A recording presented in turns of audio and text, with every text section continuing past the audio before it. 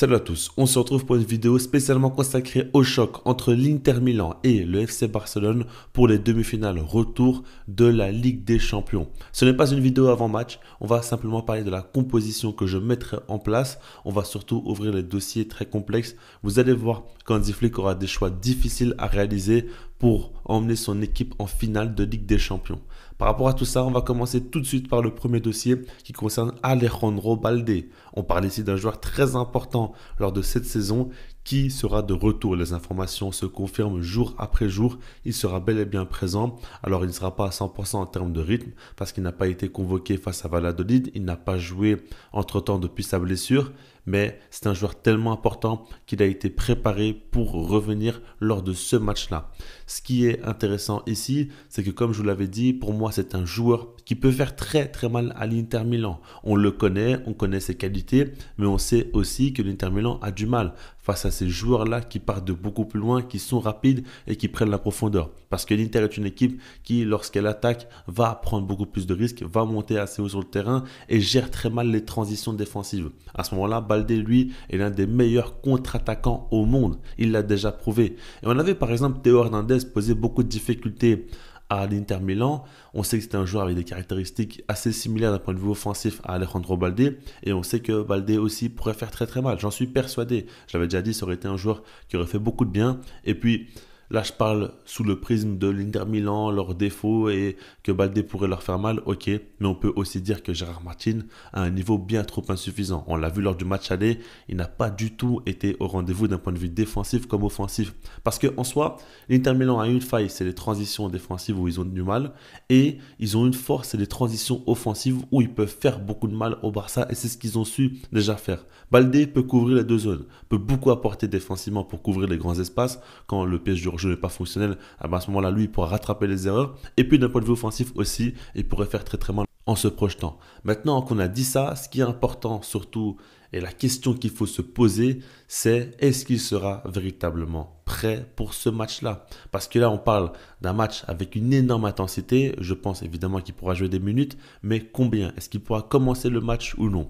Personnellement, je pars du principe où il faut prendre le risque. Même s'il n'est pas totalement à 100%, il faut le faire commencer le match. Parce qu'on sait tous qu'il a repris les entraînements depuis déjà de nombreux jours. On sait qu'il a été préparé pour revenir lors de ce match-là, donc il faut tenter le coup. Après, si vraiment il n'est pas à 100%, à ce moment-là, tu mets Gérard Martin encore une fois titulaire et tu mets Balde en seconde période dès que possible, dès qu'il pourra jouer, parce que c'est un joueur qui pourra faire la différence, comme je vous l'ai dit. Donc, vous l'aurez compris, Balde est de retour. Selon moi, il doit être mis en tant que titulaire, même s'il n'a pas assez de rythme. Il est tellement important, c'est un match tellement crucial pour cette saison, mais pour la suite de ce club, qu'il doit jouer le plus tôt possible. Maintenant, le second dossier concerne Jules Koundé. Comme vous le savez, il s'est blessé lors du match aller et il faudra le remplacer. Le truc, c'est qu'en termes de remplaçant, il y en a un seul, c'est Hector Fort. Mais Hansi Flick lui fait très très peu confiance. Ça, on l'a bien compris. Déjà, il faut se référer à ce qui s'est passé face à l'Inter lors du match aller. Quand Koundé est sorti sur blessure, on a vu que Hector Fort n'est pas rentré en cours de jeu. Ça a été Eric Garcia qui a été choisi et qui a joué au poste de latéral droit pour la deuxième fois de sa carrière. Il avait fait déjà un peu quelques temps avant.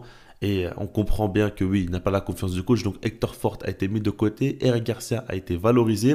Et puis moi, ce que j'aimerais dire, c'est que ça se joue entre Eric Garcia et certainement Araujo. Parce qu'Araujo est un joueur qui a déjà joué à ce poste d'arrière droit. Ça, on le sait. Et donc peut-être qu'Hansi Flick pourrait se poser la question. Alors, le truc, c'est que vous me direz qu'il n'a jamais joué en tant que latéral droit avec Hansi Flick. Donc, c'est vrai que ça lui fait perdre en crédit. Mais attention, on sait que l'Inter Milan est très fort sur coup de pied arrêté, sur corner notamment. Ils ont marqué 2 fois de la sorte face au Barça, qui a de grandes difficultés dans ce domaine-là. Eh bien, peut-être qu'Araujo pourrait beaucoup apporter. Tu pars du principe où Eric Garcia n'est pas non plus adapté à ce poste. Donc, dans tous les cas, c'est un risque. Si tu mets Araujo, lui, il a plus d'expérience à ce poste. Mais en plus de ça, c'est un joueur qui pourrait beaucoup apporter sur les phases arrêtées. Donc, à ce moment-là, on pourrait estimer que c'est une bonne option, mais selon moi, ce n'est pas le cas. Je mettrai tout de même Eric Garcia titulaire au poste de latéral droit. Pourquoi? Parce que je pense que lui aussi est très bon dans son jeu de tête. Évidemment, il est bien moins grand qu'Araujo, bien moins imposant, mais a peut-être un meilleur timing que lui. Et puis surtout, je pense qu'il faut miser sur les dynamiques. Eric Garcia cette saison n'a jamais déçu, il a toujours été très bon, a la confiance du coach et ça, On sent que ça lui fait du bien et par rapport à ça, il pourra beaucoup apporter. Par exemple, au niveau des relances aussi, on sait que l'Inter va beaucoup presser. Attention, ils ne vont pas jouer de la même manière lors du match retour devant leur public. Ils vont certainement jouer plus haut en mettant plus de pression et Garcia aura beaucoup plus d'habilité balle au pied pour s'en sortir que Araujo. Ça, il faut le dire aussi. Donc, par rapport à toutes ces choses-là, selon moi, Eric Garcia est une meilleure option, plus fiable à ce poste-là. Donc, personnellement, je miserai sur lui. Et puis pour terminer, le dernier dossier avant de vous montrer mon 11 concerne Dani Olmo et Fermin Lopez. Je pense qu'il faudra trancher dans ce match-là. Pourquoi? Alors, de base, Dani Olmo est le joueur titulaire, le joueur qui est mis en avant par Hansi Flick depuis le début de la saison, en tout cas quand il était disponible. Maintenant, le truc, c'est qu'on l'a vu en finale de Copa face au Real Madrid, il a été assez décevant dans ses prises de décision notamment. On aurait pu tuer le match rapidement, mais il n'a pas eu les bons choix et donc il a posé problème. Et puis face à l'Inter aussi, je l'ai trouvé assez décevant. Beaucoup trop peu de différences individuelles faites et beaucoup de déchets techniques. Ça, c'est quelque chose qui est assez dérangeant. De l'autre côté, tu vois que Fermin Lopez, à chaque fois qu'il est entré en cours de jeu, il a fait beaucoup de bien. Face au Real Madrid, il m'avait impressionné. On l'a vu aussi face à l'Inter Milan, où il a été très bon. Il a apporté plus en très peu de temps que Dani Olmo, en tout cas, plus d'impact que lui. Et puis, on l'a vu face à Valladolid, bon, un autre contexte, mais il a été buteur, donc il est en tout cas sur une bonne dynamique. Il est en confiance et je pense qu'il faut vraiment se poser la question. Lequel des deux devrait commencer? Alors, pour moi, d'un point de vue intrinsèque, Dani Olmo est meilleur. C'est un meilleur joueur de football, plus aguerri que Fermin Lopez, mais il faut se référer à la dynamique récente et je trouve que Fermin Lopez termine hyper bien la saison et monte vraiment en puissance. Et puis, peut-être qu'il est mieux adapté que Dani Olmo pour ce match-là. Encore une fois, je suis persuadé que l'Inter Milan va jouer plus haut sur le terrain, va prendre plus de risques d'un point de vue offensif. Il y aura des espaces dans le dos de la défense à exploiter. Et Fermin Lopez est très très bon pour s'y engouffrer. Il a toujours répondu présent dans les grands matchs. C'est le moment pour lui, encore une fois, de briller. Et puis, je pars du principe où le banc sera très important. Donc, faire rentrer Dani Olmo en cours de jeu, ce serait quand même un grand luxe. Et à ce moment-là, tu pourrais encore plus abattre cette équipe-là de l'Inter Milan. Donc, par rapport à toutes ces raisons-là, je mettrais Fermin Lopez titulaire. Je trouve qu'en ce moment, il monte vraiment en puissance, il est dans une bonne dynamique. Et puis, c'est un match qui me paraît intéressant pour lui, pour qu'il puisse faire la différence. Maintenant que j'ai dit tout ça, je vais vous montrer mon 11. Et comme vous pouvez le voir, j'ai mis donc les choix que j'ai précisés dans la vidéo. Avec Tech dans les cages, évidemment, Ter Stegen est revenu. Mais je ne veux surtout pas le voir titulaire dans ce match-là. Donc, je garde le gardien polonais. Et puis, même, je pense qu'il n'est même pas inscrit en Ligue des Champions. Donc, la question ne se pose pas.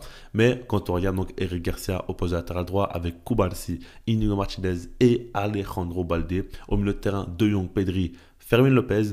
Et on attaque Lamine Yamal, Rafinha, Ferran Torres. Pas de surprise. Donc, par rapport à tout ça, vous comprenez mes choix. Vous comprenez un petit peu comment je vois les choses. On verra ce qu'Hansi Flick fera. C'est possible qu'il fasse la même chose. Mais selon moi, je pense qu'il mettra Dani Olmo en tant que titulaire. Et puis pour le reste, certainement qu'il mettra Balde si possible. Et Eric Garcia surtout, il a déjà montré qu'il lui fait confiance, peu importe le poste, que ce soit en défense, au milieu de terrain ou au poste de latéral droit. Il l'a toujours fait jusqu'à présent. Donc voilà, par rapport à tout ça, ça va être un match très très chaud. Je vous préviens que dès ce soir ou demain, je ne sais pas encore, je ferai une vidéo avant match où je vais rentrer beaucoup plus dans le détail. On va parler beaucoup plus tactique, je vais vous montrer beaucoup d'images de match, des choses qui n'ont pas fonctionné du côté du Barça, des choses qui ont bien fonctionné aussi, sur lesquelles il faudra appuyer. Préparez-vous, je prépare une grosse vidéo et elle vous plaira certainement.